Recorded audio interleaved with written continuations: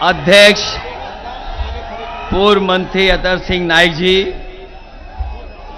Samajwadi party के जिले के अध्यक्ष सर्वेश बाबू गौतम जी, हमारे आपके समाजवादी पार्टी और इंडिया गठबंधन के प्रत्याशी नौजवान साथी जितेंद्र दोहरे जी, पूर्व सांसद विधायक प्रदीप यादव जी, साथ कुरैशी खां साहब, अनु गुप्ता नगर पालिका अध्यक्ष जी, राघवेंद्र गौतम जी, प्रभाकर पांडे जी, विनोद यादव कक्का, पूर्व विधायक पल्लवी पाल जी, सर्वेश साग जी, रामजा शुक्ला जी, लालजी शुक्ला जी, शिववीर दुबे जी, हेमंत पोरवाल जी, अशोक यादव जिलाध्यक्ष पूर्व, श्रीमती मिथिलेश कटियार और बहुजन समाज पार्टी में रहे प्रदेश के अध्यक्ष समाजवादी पार्टी के राष्ट्रीय सचिव आरएस कुशवाहा जी और बड़ी संख्या में मंच पर जिन साथियों का मैं नाम नहीं ले पा रहा हूं, हमारी पार्टी के सभी नेता, नौजवान साथी, मंच पे बैठी हुई राष्ट्रीय अध्यक्ष महिला सभा जूही सिंह जी, रामाशय विश्वकर्मा जी और इस चुनावी जनसभा में यहां पर उपस्थित बड़ी संख्या में हमारे आदरणीय बुजुर्ग, माताएं, बहनें, नौजवान साथी, पत्रकार बंधु, मैं सबसे पहले आप सबका बहुत बहुत धन्यवाद और आभार प्रकट करूंगा इस ऐतिहासिक कार्यक्रम के लिए। मैं देख रहा हूं जहां पंडाल में लोग हमें चारों तरफ दिखाई दे रहे हैं, वहीं जहां सूरज बिल्कुल आसमान में ऊपर है सर के, उसके बावजूद भी जहां छाया नहीं है, उसके बावजूद भी बड़ी संख्या में हमें लोग दिखाई दे रहे हैं। मैं सबका आभारी हूं और ये जो जन समर्थन हमें दिखाई दे रहा है दूर दूर तक, ये जो हमें जन समर्थन दिखाई दे रहा है, ये जन समर्थन भरोसा दिला रहा है कि न केवल इस बार इटावा में और आसपास की लोकसभाओं में जीत होने जा रही है, बल्कि रिकॉर्ड मतों से समाजवादी पार्टी और इंडिया गठबंधन जीतने जा रहा है। ये चौथे चरण का चुनाव है। यहां जितने साथी हमें दिखाई दे रहे हैं, इसमें बहुत सारे ऐसे भी साथी हैं जो हमारे लिए भी मतदान करेंगे इसी चरण में।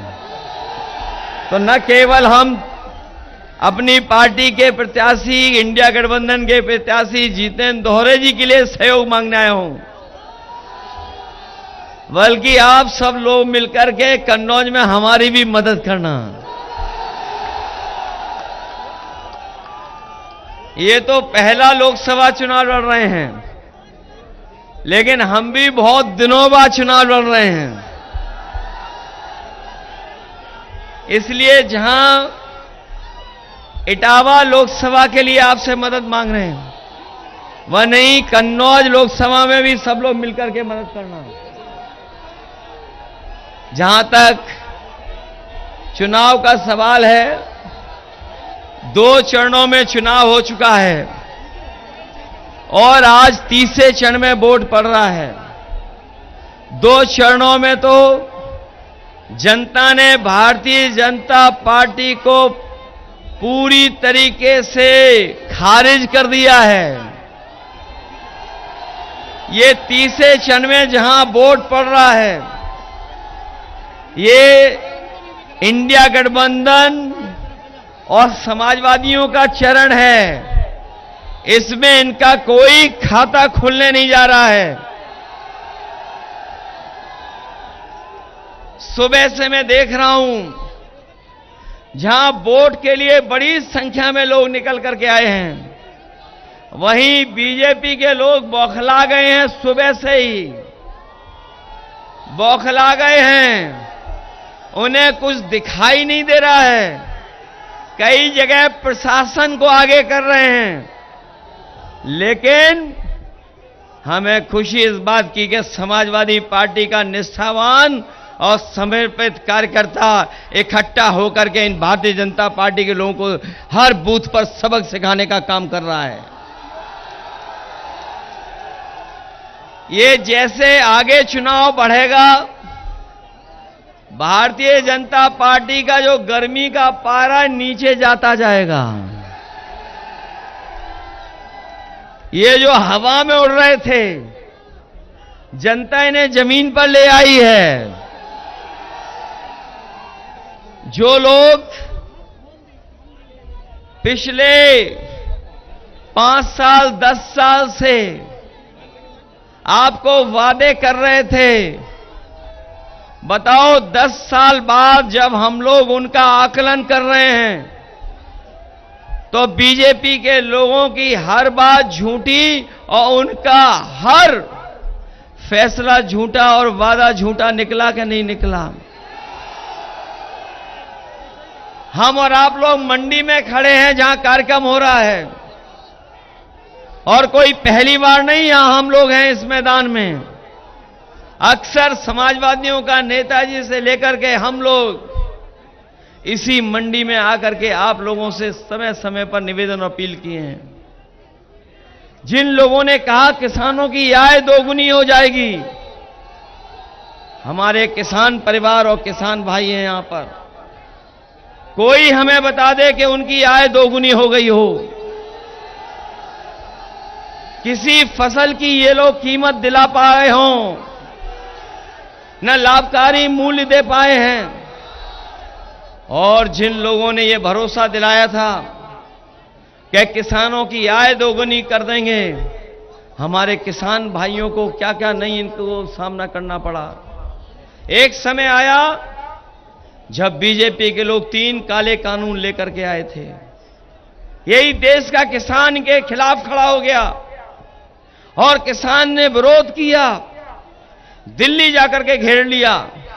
प्रशासन और सरकार के लोगों ने मिलकर के वहां दीवारें बनवा दी, आरसीसी की बड़ी बड़ी दीवारें खड़ी कर दी, कील लगवा दी, पुलिस प्रशासन लगा दिया, सब संसाधन रोक दिए।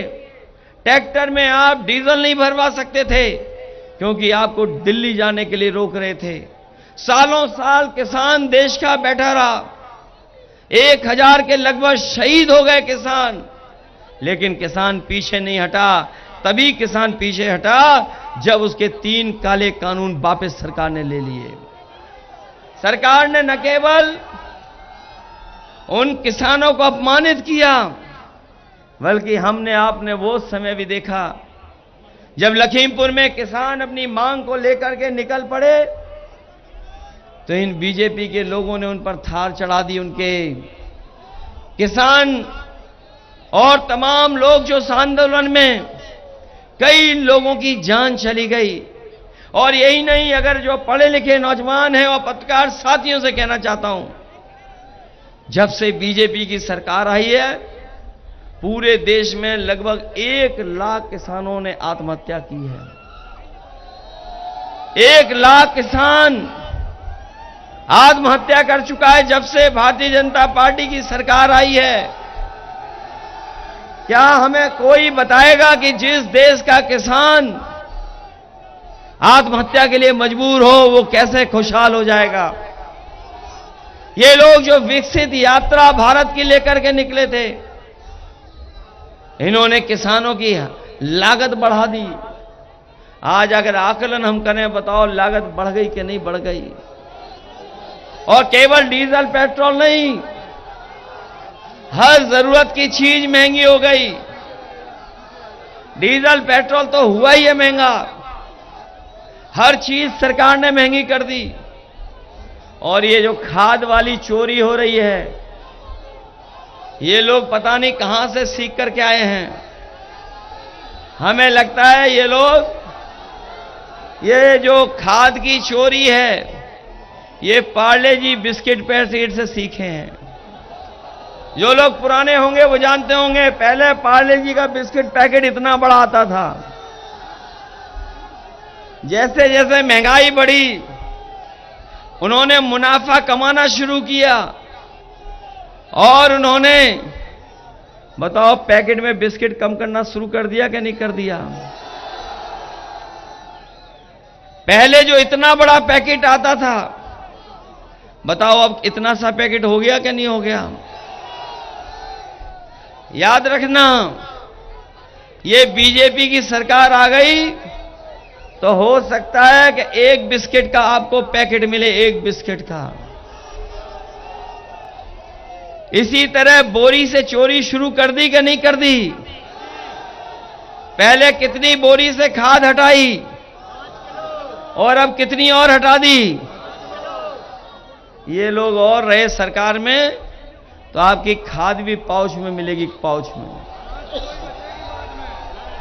ये नौजवान जो आज से 5 साल पहले, 10 साल पहले जिन्होंने मोटरसाइकिल खरीदी होगी, बताओ मोटरसाइकिल की कीमत क्या थी पहले? 50,000, 60,000। और आज मोटरसाइकिल कितने की है बताओ?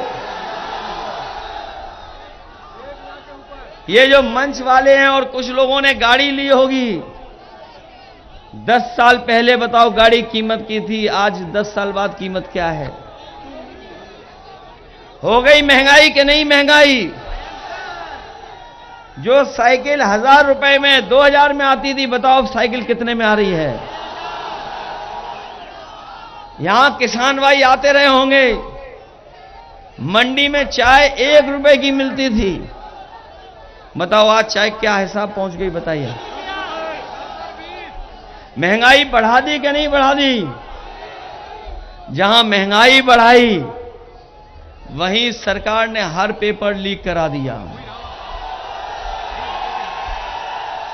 बताओ जितनी परीक्षा लिखी गई, इस सरकार ने जितनी परीक्षाएं लिखी, इस सरकार में जो जो परीक्षाएं हुई, बताओ वो पेपर लीक सरकार ने कराए कि नहीं कराए? और कोई 1-2 नहीं, लगभग 10 परीक्षाओं से ज्यादा वो पेपर लीक हुए हैं। 10 से ज्यादा परीक्षाएं उनके पेपर लीक करा दिए। और अगर हिसाब किताब हम लोग लगाएं, मैंने कई मौकों पर, कई सभाओं में हिसाब किताब बताया कि अभी तक उत्तर प्रदेश में 60 लाख ऐसे नौजवान हैं जो परीक्षा लिखने गए थे। परीक्षा लिखने के बाद जब वो घर लौटे तो पता लगा कि पेपर लीक हो गया, उनके सपनों को तोड़ दिया।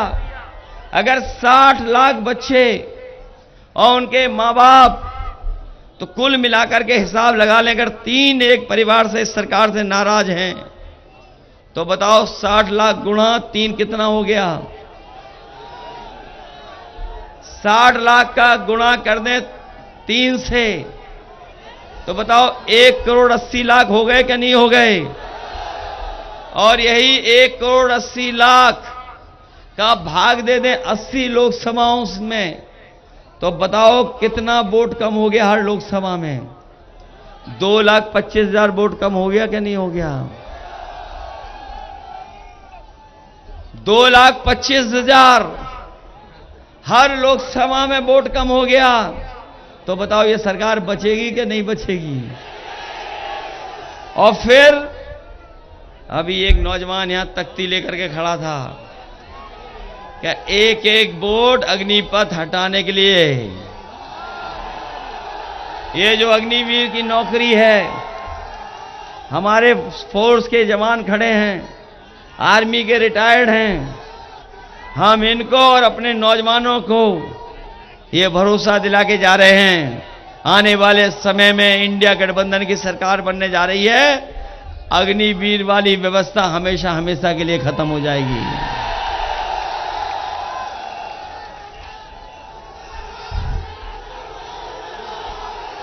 ये अग्निवीर 4 साल की नौकरी हम समाजवादी लोग कभी स्वीकार नहीं कर सकते, और इसलिए नहीं स्वीकार कर सकते क्योंकि अग्निवीर में जो नौजवान जाएगा न उसे कोई वेतन मिलेगा, न कोई ऐसा सम्मान मिलने जा रहा है। और ना ही अगर शहीद हो गया, अगर अग्निवीर शहीद भी हो गया तो उसे कोई सम्मान नहीं मिलेगा। वो नेताजी का फैसला था कि जब कोई सीमा पर जवान शहीद होता था, पूरे सम्मान से उसके घर परिवार में लाकर के उसका आखिरी दर्शन करने का मौका मिलता था। यह नेताजी का फैसला था फौज के लिए, फोर्सेस के लिए। लेकिन जो अग्निवीर में भर्ती होगा उसे यह भी सम्मान नहीं मिलेगा। इसलिए फौज, न केवल फौज में जो लोग हैं बड़े बड़े अधिकारी, वो भी स्वीकार नहीं कर रहे हैं। और ये जो सुरक्षा को लेकर के भारतीय जनता पार्टी खिलवाड़ कर रही है सीमाओं की, हम समाजवादी लोग कभी स्वीकार नहीं करेंगे। और हम एक और बात बता दें, ये हमारे खाकी पहनने वाले भाई लोग, ये कभी कभी थोड़ा गुस्सा दिखाते हैं। इनकी मजबूरी है, बड़ी अधिकारियों का कहना मानना पड़ रहा है नौकरी की मजबूरी में। मन से तो ये भी सरकार के खिलाफ हैं। मैं इन्हें बताना चाहता हूं कि अभी तो अग्निवीर 4 साल की नौकरी हुई है, बीजेपी वाले सरकार में आ गए तो इनकी भी 3 साल की नौकरी कर देंगे। ये कभी कभी पूछते हैं ये कैसे संभव है। ये लोग सवाल करते हैं, प्रेस के लोग भी सवाल पूछते हैं कि ये कैसे संभव है। मैं उनसे पूछता हूं, बताओ कितने लोगों को पता था कि अग्निवीर की नौकरी 4 साल की हो जाएगी? यहां खड़े हुए जितने लोग हैं, कितनों को पता था कि ये बड़े बड़े एयरपोर्ट बिक जाएंगे? किसी को पता था? किसी को यह जानकारी थी कि बंदरगाह भी बेच देगी सरकार? किसी को पता था कि बैंकें डुबा देगी सरकार? और किसी को पता था कि लेटरल एंट्री से जिनको नौकरी देंगे वो भारत छोड़ करके बाद में भाग जाएंगे? किसी को पता था कि लेटरल एंट्री से नौकरी मिल जाएगी, आरक्षण छीन लेंगे? किसी को पता था कि आधी रात को नोटबंदी हो जाएगी? बताओ सरकारी नौकरियां संविदा पर आउटसोर्स में हो गई कि नहीं हो गई? ये जो लेटरल एंट्री के बारे में हम लोग कहते थे कि बड़े बड़े अधिकारी जो दिल्ली में नौकरी पा रहे हैं, बिना आरक्षण के उनको भर्ती कर रहे हैं, वो 3 साल की नौकरी कर करके भारत छोड़कर चले गए बहुत से लोग। किसी को पता था कि लेटरल एंट्री से भी आईएएस बन जाएंगे? किसी को नहीं पता था।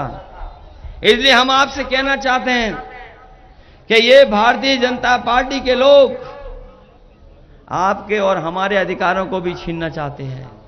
जो बाबा साहब भीमराव अंबेडकर जी का दिया हुआ संविधान, उसको भी खत्म करना चाहते हैं। संविधान जाएगा तो हमारे और आपके अधिकार छीन लिए जाएंगे।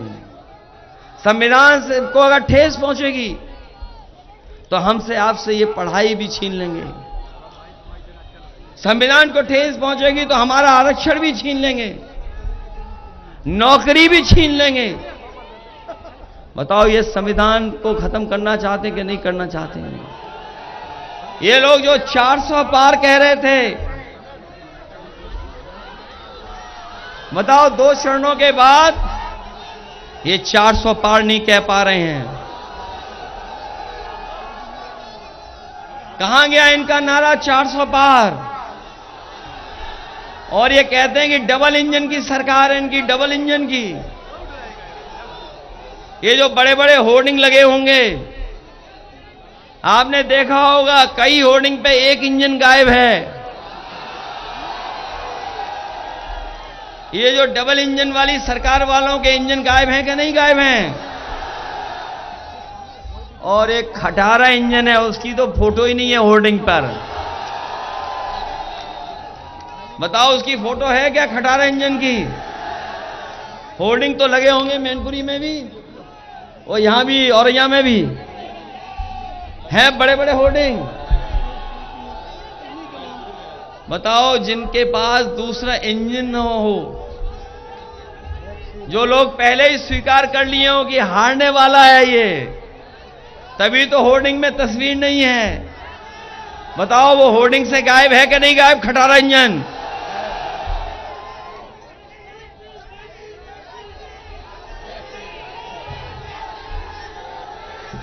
ये खटारा इंजन इसलिए गायब है क्योंकि वो दिल्ली वाले जानते हैं कि जीतने वाला नहीं है। अभी कुछ दिन पहले इनकी चद्दे की चोरी पकड़ी गई। इलेक्टोरल बॉन्ड, उसके नाम पर इन्होंने चंदा वसूला कि नहीं वसूला? ये जो दूसरों को भ्रष्टाचारी कहते हैं, बताओ लंबी सूची मिल गई कि नहीं मिल गई वसूली वाली? कोई चंदा देता है तो 1000 रुपए का देता है, 5000 का देता है, 10,000 का देता है। ज्यादा संपन्न होगा तो 1 लाख का दे देगा चंदा, 2 लाख दे देगा। लेकिन बताओ, बीजेपी के लोगों ने ईडी, सीबीआई, इनकम टैक्स का दबाव बना करके उद्योगपतियों से हजारों करोड़ रुपए का चंदा वसूला कि नहीं वसूला? और कई बार हमारे चैनल वाले साथी भी कुछ नहीं दिखाते, क्योंकि चैनल वाले साथी तो, उनकी पुरानी कहावत है, जिनका दाना उसका गाना। जो देगा दाना उसी का गाएंगे गाना। बताओ, ये सच्चाई है कि नहीं है? और बीजेपी वालों से अगर इलेक्टोरल बॉन्ड के बारे में पूछो तो उनका बैंड बज जा रहा है। और इन्होंने चंदा केवल बड़े बड़े उद्योगपतियों से नहीं लिया, बल्कि वैक्सीन कंपनी वालों से भी ले लिया। यहां तो बहुत से लोगों को वैक्सीन लग गई होगी। ये जो हमारे कर्मचारी लोग हैं, इन्हें तो जबरदस्ती लगवा दी। बताओ, इन्होंने जान को खतरा पैदा कर दिया कि नहीं कर दिया? और जब जिन लोगों के पास सर्टिफिकेट है, जो वैक्सीन का मिला है सर्टिफिकेट, बताओ वो जब देख करके जाएंगे तो वोट इनके खिलाफ डालेंगे कि नहीं डालेंगे? जिन्होंने वैक्सीन लगवाई सबके, कम से कम उन्हें जांच करानी चाहिए गरीबों की, और कम से कम जांच हो जाए फ्री, और साथ में ईसीजी भी, पता नहीं कब किसका हार्ट अटैक हो जाए।